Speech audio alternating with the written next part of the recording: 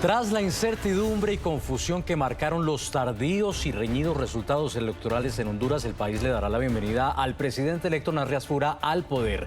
Este martes que viene el Congreso celebrará una sencilla ceremonia de posesión para el nuevo mandatario que gobernará hasta enero del 2030, rompiendo con la tradición de realizar la investidura en el Estadio Nacional Chelato Uclés para ahorrar costos. Sin una transición formal con la presidenta Xiomara Castro, la llegada de Asfura representa un cambio del panorama político en Honduras, que abandona la izquierda en un contexto regional en el que el conservadurismo ha ganado elecciones en países como Chile, Argentina, Ecuador y Paraguay.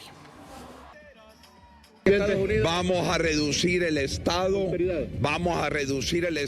miren, no hay toma de posesión en el estadio, el país no está para fiestas, no está para que estemos gastando, tenemos que trabajar con austeridad y vamos a hacerlo en el Congreso sencillo, rápido y a ponernos a trabajar porque el reloj ya empezó a correr. Nasrias Fura fue candidato en noviembre por el conservador Partido Nacional de Honduras. Este empresario de la construcción tiene 67 años y fue alcalde de Tegucigalpa del 2014 al 2022. Era la segunda vez que buscaba llegar a la presidencia. Es hijo de inmigrantes palestinos y su carrera política comenzó en los años 90. Voy a ser el presidente de Honduras. Y lo logró.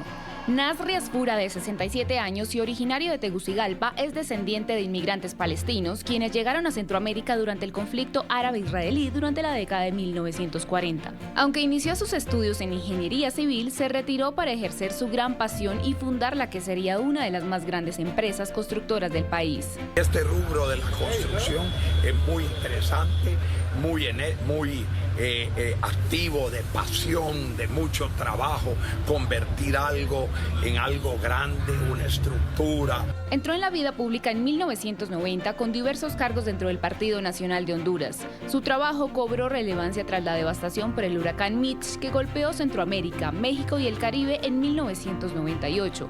Como empresario dispuso su equipo y maquinaria para la reconstrucción de vías y puntos afectados. Hombre conservador y de fe, Asfura es padre de 3 hijas. Desde hace 40 años está casado con Lisette del Cid, quien lo ha acompañado con ferviente admiración. Les estoy prestando al mejor hombre que tiene Honduras. De verdad que es un hombre bien trabajador, que nunca hace nada para glorificarse él. Siempre piensa en Dios, siempre piensa en su país y siempre piensa en nosotras. Su popular eslogan "Papi a la orden" nació de manera espontánea en 2004 mientras supervisaba una obra de construcción. Tras la propuesta de su equipo de trabajo, Asfura dudó en un inicio si esta era una expresión adecuada para llevarla como bandera. Cuando yo vi papi a la orden, me preocupé porque dije yo, ay, van a decir papi, como dice papi, lo van a tomar mal, no lo siento bien, no me dice, dejarlo, si funcionan bien, si no lo quitamos. Así salió, una cosa totalmente natural. Una camisa azul remangada, jeans y botas de trabajo han definido su sencillo estilo de vestir. Otra de sus particularidades es el gusto por la comida tradicional. En campaña visitó varios locales para degustar tortillas de maíz con frijoles servidos por él mismo. Nos quedamos disfrutando estos frijoles ricos con cebolla, mantequilla y chile. En 2010 fue electo diputado al Congreso, pero el gran salto político lo dio cuando llegó a la alcaldía de Tegucigalpa en 2014 para luego ser reelegido. Sin embargo, su gestión estuvo plagada de acusaciones por supuestos delitos de malversación de fondos. Su nombre también apareció en los denominados Pandora Papers por presunta evasión de impuestos.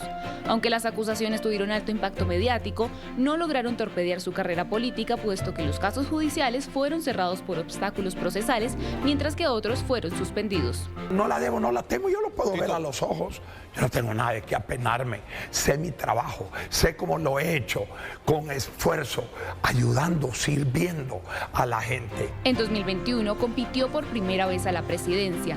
Ganó las primarias del Partido Nacional y su rival en las elecciones generales fue la izquierdista Xiomara Castro, quien obtuvo el triunfo con el respaldo de su esposo, el expresidente Manuel Zelaya. Sus detractores lo señalaron de ser el sucesor del expresidente Juan Orlando Hernández, sentenciado en Estados Unidos en 2024 a 45 años de prisión por narcotráfico e indultado a finales del 2025 por Donald Trump, de quien hoy Narrias Fura recibe un amplio respaldo. El dirigente conservador llega a la Casa Presidencial de Honduras con promesas de inversión, salud, empleo, educación, seguridad y con el reto de aplazar el fantasma de la corrupción dentro del Partido Nacional. Bueno, pues para analizar los desafíos que vienen, saludamos a continuación a Sergio Vélez, politólogo, quien nos acompaña desde Honduras. Sergio, bienvenido a NTN 24.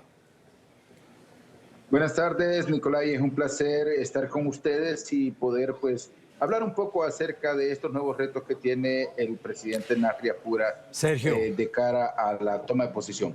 De cara a esa toma de posesión, ¿qué desafíos ves? Y te lo planteo con el siguiente enfoque.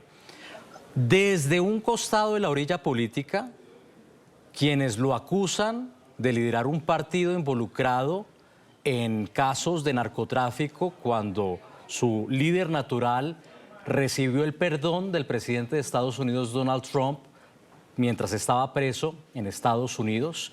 Y por el otro lado, en la otra orilla política, el país que se va a encontrar después de que se hubiera enquistado en el poder, aunque lo van a entregar el martes, la izquierda, cuando había temores incluso de que el ejército perdiera su autonomía, cuando había temores de que el gobierno de Xiomara Castro pretendía atornillarse en el poder. ¿Con qué se va a encontrar Narrias Fura? Bueno, tenemos y avisoramos un panorama bastante pesado, comenzando por el hecho de que se hicieron muchos gastos que al final de cuentas pues están cayendo en situaciones de malversaciones, como es el caso de Sedesol, en la cual se utilizaron fondos del Estado para financiar la campaña de la candidata Ritzy Ramona Moncada. Asimismo, sabemos nosotros de que está encontrando un país que está sumergido en grandes deudas. Hay retos sobre el tema de la inversión. Recordemos nosotros que por cambios estratégicos que planteó en la gobernanza de Xiomara Castro Zelaya, rompió relaciones con China-Taiwán, una relación de más de 80 años para hacerla con China continental. Y sabemos nosotros que esto trajo bastante crisis, por ejemplo, en el rubro de las camaroneras. Muchas de ellas desaparecieron. Alguna situación que se estuvieron dando por no controlar un buen manejo de la estabilidad política, siguió generando que muchas empresas de las maquilas huyeran del país. Y sabemos nosotros que uno de los retos más grandes es uno de los ejes de agenda, como lo es la búsqueda del empleo. En la gobernanza de Xiomara Castro, manejando el Congreso de la República, el presidente Redondo, quitaron la ley por empleo parcial, que trajo un gran problema a las situaciones incluso de las jornadas laborales de 3x3 que están manejando las empresas maquiladoras para ser más productivas en este sentido. Una de las situaciones y retos que le están pidiendo ya el presidente Tomás Zambrano es que una de las leyes con las que inicien sea la ley de trabajo parcial, para que de inmediato pueda actuar. Esa fue una solicitud que hizo el presidente ya, para que sea una de las primeras leyes que se aprueben, dando con esto un impulso muy fuerte al aspecto de la economía y buscando bajar, como te indico, los grandes porcentajes de desempleo que se convirtió en el eje principal, pasando la inseguridad a un quinto plano, ¿verdad? Dejando el tema del desempleo, dejando el tema de la salud, otro tema que está pidiendo el presidente para bajar la mora quirúrgica y el buen manejo de los medicamentos. Entonces hay mucha tarea de trabajo constante y fuerte que tienen ya de la mano, y hoy, que es la primera sesión del Congreso, se van a aprobar muchas leyes que beneficien a lo que va a ser el trabajo del presidente Narri Asfura. Pues Honduras está llegando a esta posesión presidencial el martes tras un proceso electoral marcado por la desconfianza incluso desde antes de la votación misma, con acusaciones anticipadas de fraude entre partidos, señalamientos al sistema electoral y un clima de polarización profundizado con un escrutinio lento, fallas en la transmisión de resultados y miles de actas con inconsistencias obligaron a recuentos y revisiones durante más de 3 semanas. Finalmente, el Consejo Nacional Electoral proclamó en diciembre a Narri Asfura como ganador en un proceso vigilado por la comunidad internacional en medio de temores de que el oficialismo, como decía, buscara aferrarse al poder, anulando el resultado unilateralmente. Veamos el siguiente informe. 24 días de incertidumbre pasaron hasta que el Consejo Nacional Electoral declaró a Narri Asfura como el nuevo presidente de Honduras. El CNE declara electo como presidente constitucional de la República de Honduras al ciudadano Narri Juan Asfura Sabla. Con una pelea voto a voto entre Asfura y su rival más cercano, Salvador Nasrallah, la demora e inconsistencia en algunas actas abrieron paso a la desconfianza y la incertidumbre. No tengamos a un país en espera, en ascuas, en tiniebla. Hágalo por el bien de la democracia. Desde la misma noche de las elecciones, la página de transmisión de votos presentó inconsistencias hasta que el 3 de diciembre, con un 80% de actas escrutadas, el sistema quedó prácticamente paralizado. El CNE reinició el conteo 4 días después bajo un escrutinio especial a más de 2.700 actas inconsistentes. La tensión que viviría Honduras por los resultados la anticipó esta escena. Colectivos afines al partido de la presidenta Xiomara Castro pretendieron expulsar los observadores internacionales de este puesto de votación en Tegucigalpa. Sin posibilidades de triunfo, la candidata del oficialismo, Rixi Moncada, alegó un supuesto golpe electoral y llamó a sus simpatizantes a la calle. ¡Que viva la resistencia! ¡A las calles todos! No queremos elecciones fraudulentas, nulidad de elecciones. Algunos encapuchados agredieron a ciudadanos ajenos a la manifestación. Días después y antes de los resultados adversos, la presidenta Xiomara Castro declaró unilateralmente la nulidad de las elecciones mientras su candidata, prácticamente fuera de la contienda, insistía en desconocer los resultados. Se está gestando una agresión contra el orden democrático para desconocer la voluntad popular expresada en las urnas, consolidando así un golpe electoral.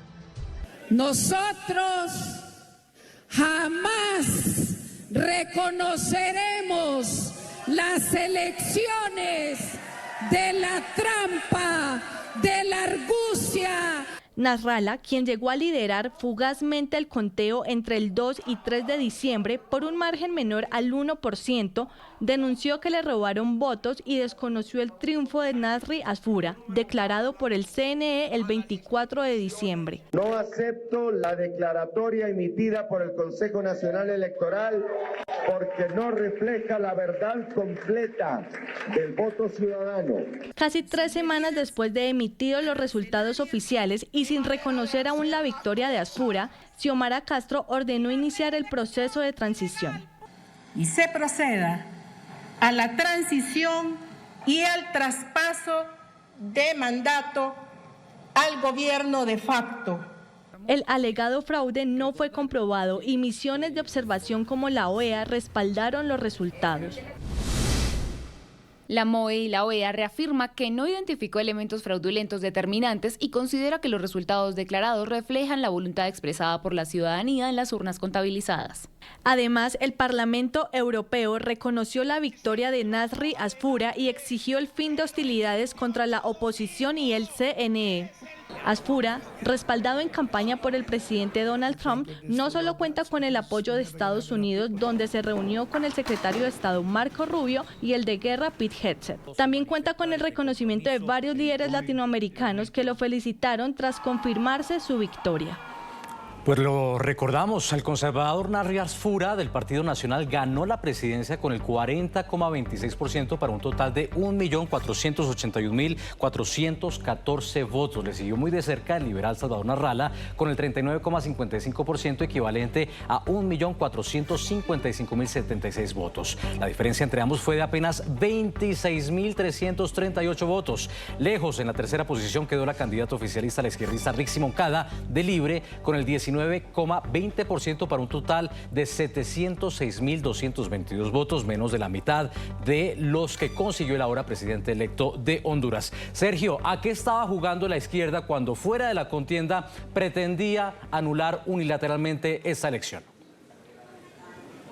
Bueno, tenemos que entender que hay una situación de preocupación para la gente de la izquierda, y es que en el discurso se ve que hay un doble discurso por parte de la señora presidente, ¿verdad? Porque ella fue la primera en felicitar al señor Maduro en aquellas elecciones que sabemos nosotros había ganado don Edmundo, ¿verdad? Como candidato, y los esfuerzos de María Corina Machado. Ella fue la primera en salir a decir de que fueron elecciones democráticas, limpias, a pesar de que el señor Maduro pues dijera de que por las buenas o por las malas él se quedaba. Sabemos que eso es historia, pero aquí corrieron, a pesar de que las entidades internacionales pudieron decir de que ellos sí encontraron aspectos de crispación política, encontraron situaciones de polarización, encontraron ambientes hostiles marcados por los colectivos, pero que no habían indicios de fraude. La gente salió a hacer fiesta democrática, salieron a votar. Recordemos que había un fantasma que estuvo muy de cerca seguido por todos, y fue el experimento de boicot que tuvieron en las elecciones internas, apoyado por las Fuerzas Armadas. Y era una situación que llamaba mucho la atención porque la presencia del general Roosevelt Hernández marcaba una situación que podía llegar a darse como fundamento para que se quedara a la izquierda. Ellos tenían